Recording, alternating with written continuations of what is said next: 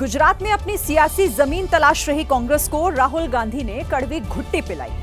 गुजरात कांग्रेस के कार्यकर्ताओं से बात करते हुए राहुल ने कहा कि उनकी पार्टी गुजरात में सही लोगों को बढ़ावा नहीं दे पाई, इसके लिए उन्होंने घोड़ों का उदाहरण दिया।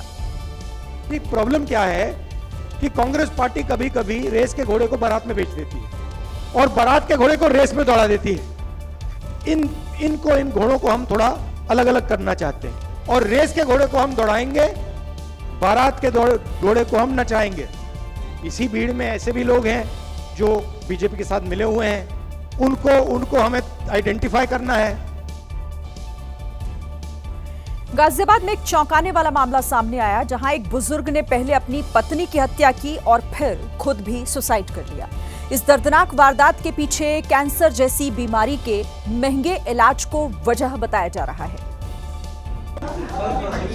गाजियाबाद के नंदग्राम में कुलदीप त्यागी के घर में रोना पीटना मचा हुआ है। इसी घर में कुलदीप त्यागी ने पहले पत्नी अंशु की गोली मारकर हत्या की और फिर खुद भी सुसाइड कर लिया। पति पत्नी के शव के पास से मिले सुसाइड नोट के मुताबिक कुलदीप त्यागी को कैंसर डिटेक्ट हुआ था। उन्होंने लिखा वो नहीं चाहते कि घर वालों को उनके कैंसर की जानकारी का पता चले और कैंसर के इलाज का खर्च बहुत ज्यादा है। इतना भारी भरकम खर्च वो वहन नहीं कर सकते, इसीलिए ऐसा कदम उठा रहे हैं। मौके से एक सुसाइड नोट मिला है जिसमें कुलदीप त्यागी जो मृतक है उसके द्वारा बताया गया है कि वो कैंसर से पीड़ित है, जिसका उसके घर वालों को पता नहीं है और वो नहीं चाहता कि इलाज में पैसे खर्च हो, इसलिए खुद और अपनी पत्नी की जान ले रहा है। इस संबंध में जांच की जा रही है, अग्रिम वैधानिक कार्रवाई की जा रही है। रियल एस्टेट का काम करने वाले कुलदीप त्यागी के 2 बेटे हैं और उनके पिता भी उन्हीं के साथ रहते हैं, जो यूपी पुलिस में दारोगा के पद से रिटायर्ड है। फिलहाल पुलिस मामले में हर एंगल से जांच कर रही है। शेयर बाजार में उठापटक, अमेरिका के टैरिफ वॉर और मंदी की आशंकाओं के बीच कारोबार जगत से एक अच्छी खबर आई है। भारत में गाड़ियों की बिक्री के आंकड़े रखने वाली संस्था सियाम यानी society of Indian automobile manufacturers के मुताबिक 1 अप्रैल 2024 से 31 मार्च 2025 के बीच देश में 43 लाख से अधिक यात्री गाड़ियां बिकी हैं। आंकड़ों के मुताबिक कुल कारों की बिक्री में एसयूवी की हिस्सेदारी 65% पर पहुंच गई है। वित्त वर्ष 2024 में 25 लाख से ज्यादा एसयूवी बिकी थी, जो कि वित्त वर्ष 2025 में बढ़कर 28 लाख के करीब पहुंच गई। दोपहिया की बिक्री की बात करें तो इनमें भी 9% का उछाल देखा गया है और वित्त वर्ष 2025 में 1,96,00,000 दोपहिया वाहन बिके हैं। सियाम के मुताबिक भारत से वित्त वर्ष 2025 में रिकॉर्ड 7,70,000 कारें एक्सपोर्ट की गई। ईवी यानी कि इलेक्ट्रिकल व्हीकल की बिक्री में 17% का इजाफा देखा गया। 2024 में 16,80,000 ईवी बिके थे, जो 2025 में बढ़कर 19,70,000 हो गए हैं। सियाम के मुताबिक सभी कैटेगरी को मिलाकर अगर देखा जाए तो अप्रैल 2024 से मार्च 2025 के बीच देश भर में 2.5 करोड़ से अधिक छोटी बड़ी गाड़ियां बिकी हैं।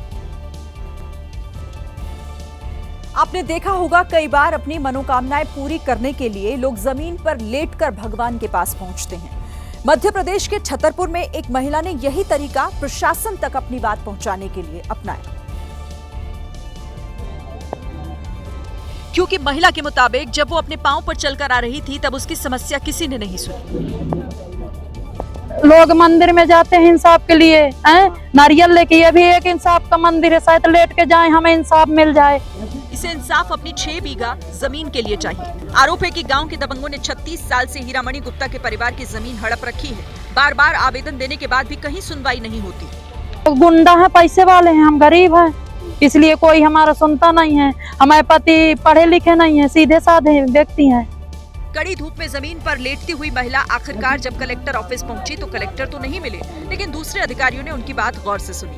तो ये जानकारी प्राप्त हुई है कि उनका सीमांकन हो चुका है, किंतु उस सीमांकन से संतुष्ट नहीं है। अग्रिम कार्रवाई हेतु संबंधित तहसील एवं एसडीएम कार्यालय में भिजवाया जा रहा है। बार बार आवेदन देकर थक चुकी महिला को आस है कि अब जमीन पर लेट कर जाने के बाद उसकी जमीन उसे वापस जरूर मिलेगी।